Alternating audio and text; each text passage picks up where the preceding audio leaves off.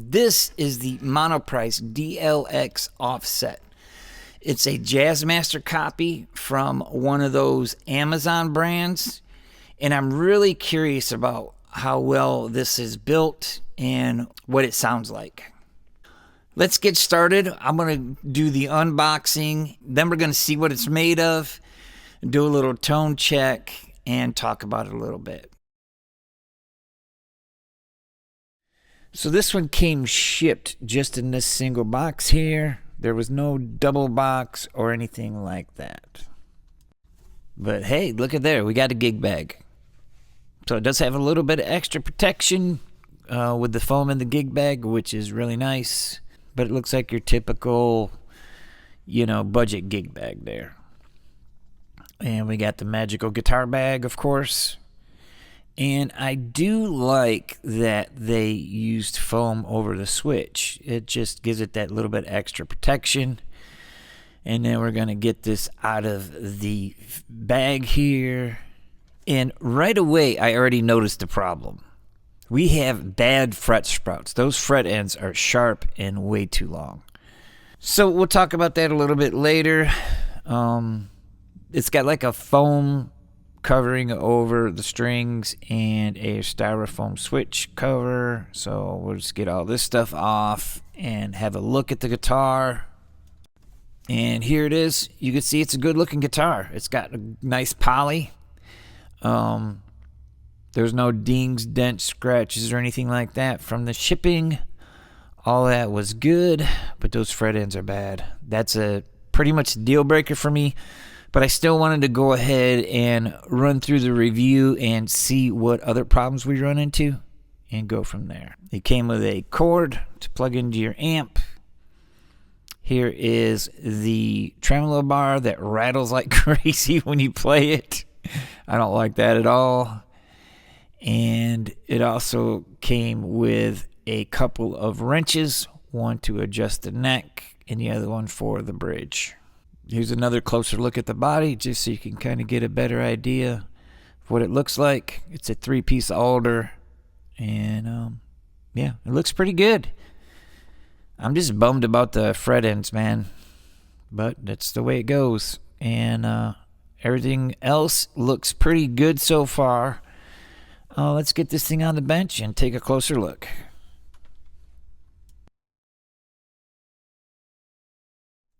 Okay, so I'm going to get these strings off of here, and we'll start with the tuners and work our way down. And while I'm going through this, I will explain the specs and all that good stuff there so you get a better idea of this guitar. So we have non-locking sealed tuners along with 2 string trees, and the tuners felt a little bit cheap, so I just want to make sure everything was, not slipping or anything like that. And it did stay in tune when I was playing it, so it was all good. But the tuners just kind of looked and felt a little bit on the cheap side. I do like the vintage knob with the buttons. That's pretty cool. And it did stay in tune, so, it definitely did stay in tune and nothing slipped. Now we have a plastic nut, which was cut well. It was cut pretty good. It was a little bit high, but nothing too crazy.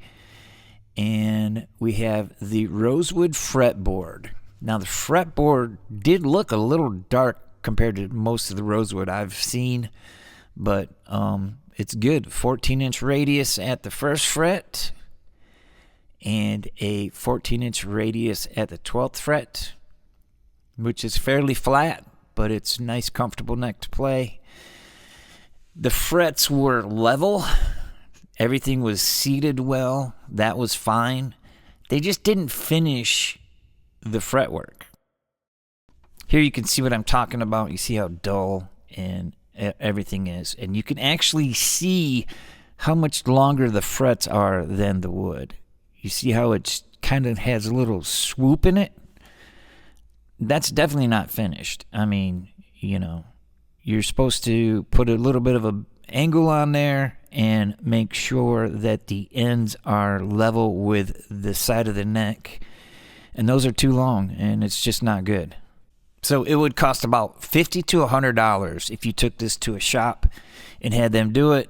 And for it being a brand new guitar, even if it's only $250, that is not acceptable in my book. So I'm going to give this one a no, but like I said before, we're going to go through the whole thing anyway and just take a look at it. So we have the nut width, which is 41.96, which is really close to 42 millimeters. And the width at the 12th fret is 53.12 millimeters. The neck thickness at the first fret is 21.49 millimeters. And the neck thickness at the 12th fret is 23.1 millimeters.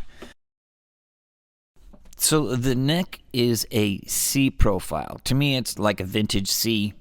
You can see here that it's definitely a letter C. And it's not really thick and it's not really thin. It's pretty good cut neck. So you can see here on the side that, it's a comfortable neck to play. And with that 14-inch radius, it feels pretty good, actually. It's not too bad. Here's the pickups. We got the soap bar pickups here. And it did have the padding and the springs, which I thought was pretty cool. Now we have your typical budget guitar electronics, mini pots, capacitor, all that good stuff. Also, you have your typical cheap 3-way toggle switch, which is to be expected at a guitar at this price point. Like I said, the pickups have the foam on the back of it, plus the springs, and that one has a B for bridge stamped on it. And this one has a N for neck stamped on it. The cavity was cut well. Everything was good there. Obviously no shielding, but, it's a budget guitar, so. But it was nice and clean inside there. Sometimes you find this little gritty, dusty sort of material. And here are the resistance for the pickups. And we have 9.79K on the bridge. The two pickups together, 4.54K. And then the neck pickup is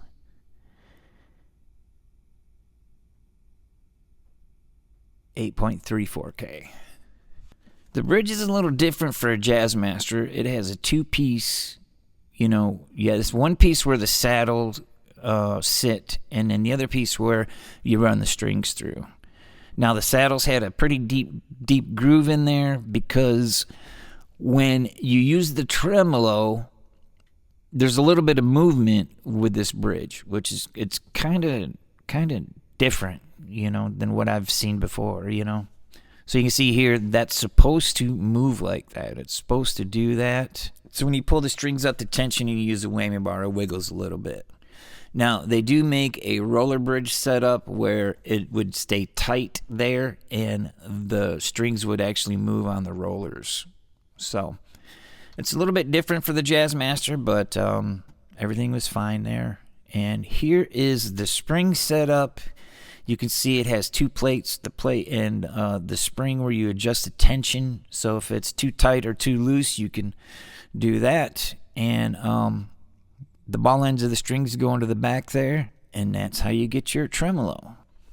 Here is the cavity for the tremolo. All that looked good. It does have a ground to the bridge, which is great. So everything was good there too. So here's a closer look at the maple neck. It did have semi-gloss poly throughout the whole guitar, and it all looked good there. You can see where it is a 3-piece alder body. It's pretty obvious where it's glued up.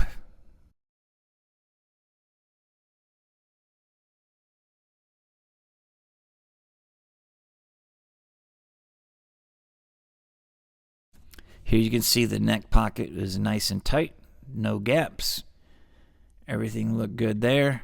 And then here is another look at I just wanted to show you the contours and everything, how good they are. I mean, it's all good. I mean, it's cut on a CNC machine, so it's going to be fine. But, you know, we want to look at everything. So here's the top of the guitar. It all looked good.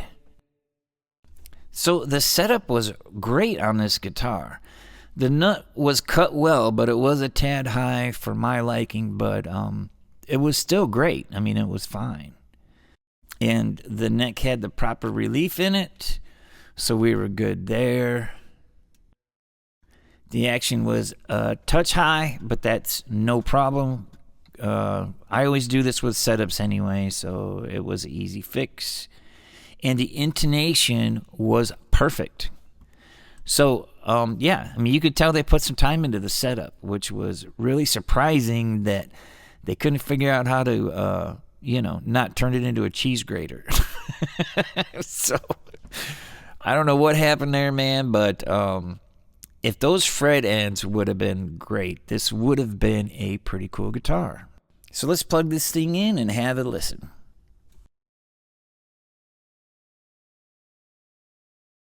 Okay, so now it's time for a sound check.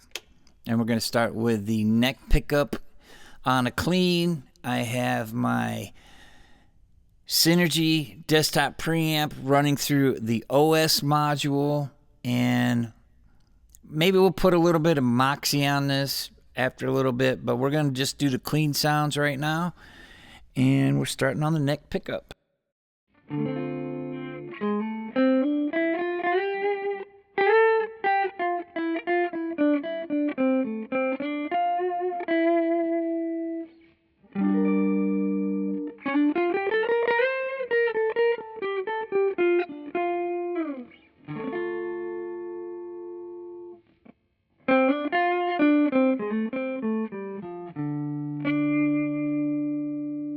So that's the neck pickup.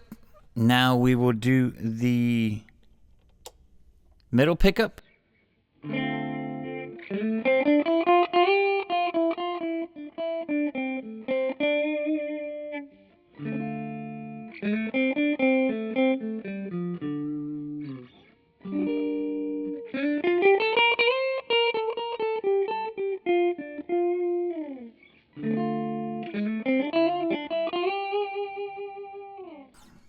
And now for the bridge pickup.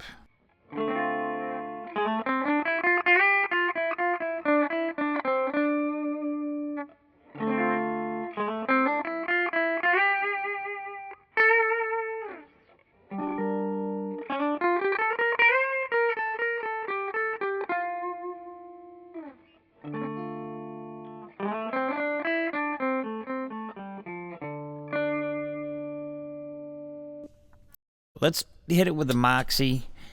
So we'll start with a neck pickup.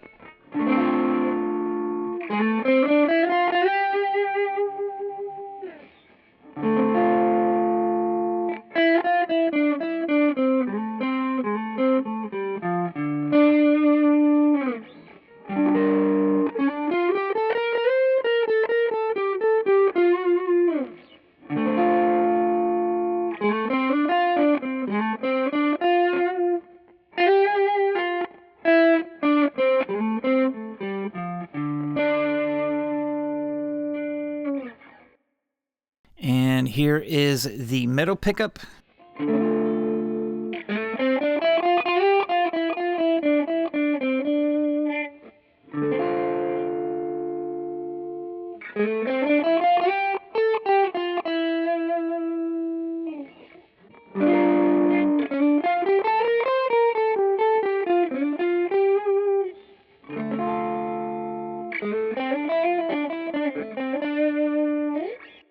Now the bridge pickup.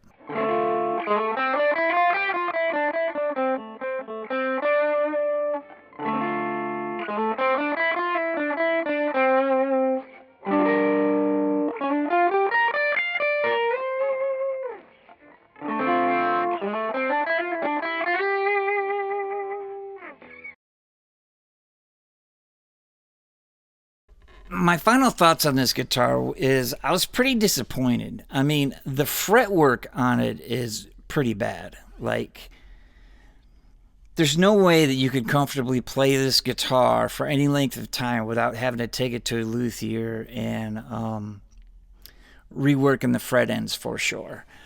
The frets also needed dressed a little bit better. They were level, but really that's about it. There are some good points of this guitar, though. The pickups sound okay. They sound better than I thought they were going to. They're a little bit on the high end, but you can adjust that with your EQ. And they just seem to be a little bit lower output. So all in all, I would say I would not buy this guitar. You know what I mean? It's going back. Like, the fret ends are just terrible. And so for that, I'm just going to be not doing any of the extra work that it takes to get it right, because, you know, for $250, it should at least have good fretwork done on it. You know what I mean? So it's a no-go for me on this guitar, but if you like the way it looks and you want to spend an extra $50 to $100 for a luthier to get the fretwork done, or if it's something that you want to learn how to do it on, then by all means buy this guitar. Now, it does have an alder body. The neck pocket was good.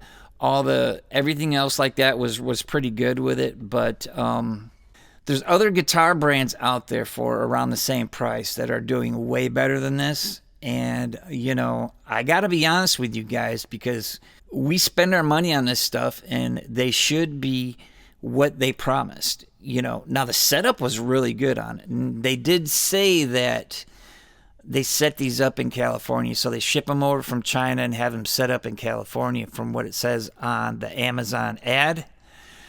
And the setup was really good, other than the nut is a tad bit high, but nothing crazy, you know. I'm not going to nitpick this guitar at all. I really try to look at the positive as much as possible, but, you know, I don't want you guys wasting your money on something that, you know, could be a dud.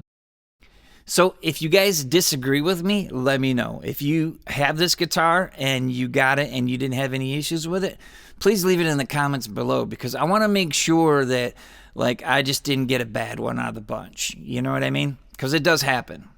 If this helped you decide, leave a comment down below.